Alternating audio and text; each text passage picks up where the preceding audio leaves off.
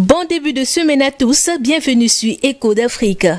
Au Mali, la coalition M5-RFP a rejeté dimanche la charte politique de transition de 18 mois avant la tenue des élections présentées par la junte au pouvoir.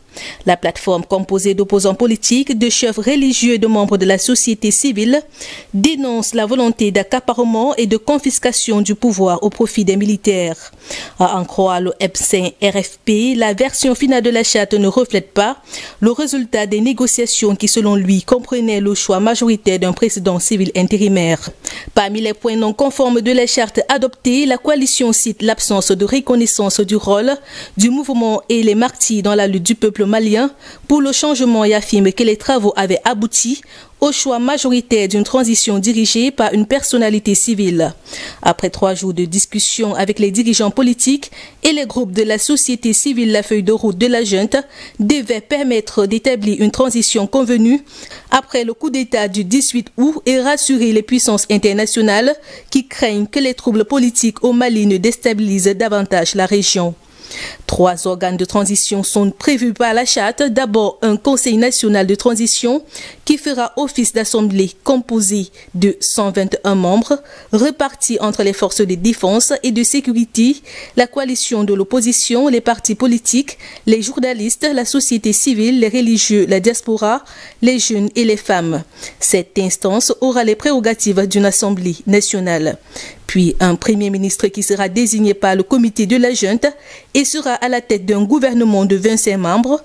Et enfin, un vice-président également choisi par le comité. Il aura le contrôle de la défense, de la sécurité et de la refondation de l'État.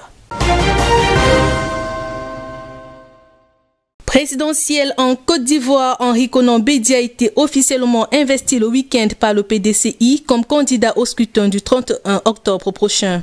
Devant une foule de partisans rassemblés dans la capitale Yamoussoukro, Henri Konan Bédié a reçu l'onction du Parti démocratique de Côte d'Ivoire en présence d'autres délégations de l'opposition, notamment de représentants de Guillaume Soro et de Laurent Gbagbo.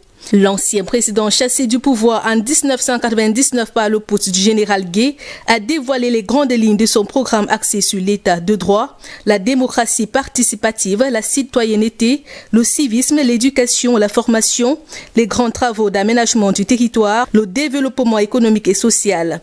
Henri Konan Bédié s'est aussi engagé à élargir le gouvernement à toutes les formations politiques qui le désirent et promis le retour sans condition de tous les exilés et la libération des prisonniers politiques.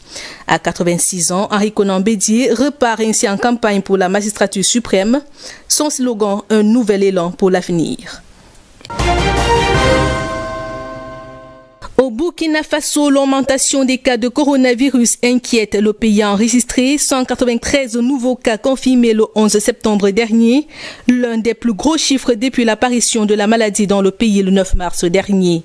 De sources sanitaires, à Bobo Dioulasso, dans un camp militaire, 189 nouveaux cas ont été identifiés parmi des élèves de l'École nationale d'administration et de magistrature qui étaient pour une formation militaire. Selon le personnel médical, ces nouvelles contaminations sont des cas asymptomatiques. Ils ne manifestent aucun signe de la maladie, mais constituent des dangers pour les personnes vulnérables. À quelques semaines de l'ouverture des classes, le relâchement dans l'application des gestes barrières inquiète les spécialistes. Le port du masque, le lavage des mains et la distanciation physique sont très peu respectés par les populations. Le pays affiche, selon un dernier bilan officiel, 516 cas actifs au Covid-19. Au Nigeria, les législateurs de l'État de Kaduna ont approuvé la stérilisation chirurgicale comme sanction pour les personnes reconnues coupables de viol. L'amendement durcit considérablement la législation sur les violences sexuelles. Désormais, toute personne reconnue coupable de viol dans cette région encourt la stérilisation, et ce, quel que soit l'âge de la victime ou le genre de l'agresseur. Cette loi prévoit aussi l'application de la peine capitale dans les affaires de pédophilie. Cette décision fait suite à la vague d'indignation qui avait saisi le Nigeria au sortir du confinement après une série de viols de femmes et de très jeunes enfants à travers le pays.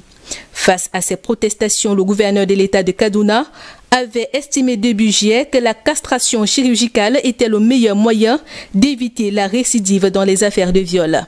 Toutefois, pour qu'une telle sanction soit appliquée, il faudrait d'abord que les victimes portent plainte et que leur agresseur soit arrêté et condamné, ce qui n'arrive presque jamais. Depuis 2015, seule une quarantaine de personnes ont été inculpées pour viol au Nigeria. Très peu, selon les analystes, pour un pays qui compte 200 millions d'habitants. En Angola, des centaines de personnes ont défilé samedi dans la capitale Luanda pour protester contre les brutalités policières. Dans leur rang, le syndicat des médecins a exigé une enquête sur la mort d'un médecin arrêté pour avoir conduit sans masque le 1er septembre dernier et qui aurait ensuite subi une crise cardiaque une fois arrivé en prison selon la police. Une version qui ne semble pas convaincre les manifestants en colère qui estiment que le médecin serait la dernière victime des forces de sécurité qui appliquent violemment les règles de verrouillage dans le pays. Ces derniers ont lancé des appels pour la démission du ministre de l'Intérieur afin que le gouvernement mette en œuvre des réformes de la police. Grogne aussi à Maurice, des dizaines de personnes ont manifesté dans le sud-est de l'île pour dénoncer la gestion par le gouvernement de la marée noire du Vraquielo Wakashio qui a souillé les eaux au mois d'août, laissant échapper au moins 1000 tonnes de fioul dans le lagon.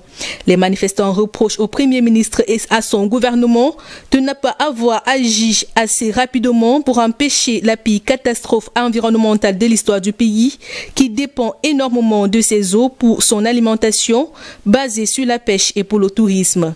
En réponse, le Premier ministre au pouvoir depuis 2017 juge n'avoir commis aucune erreur et refuse de présenter des excuses.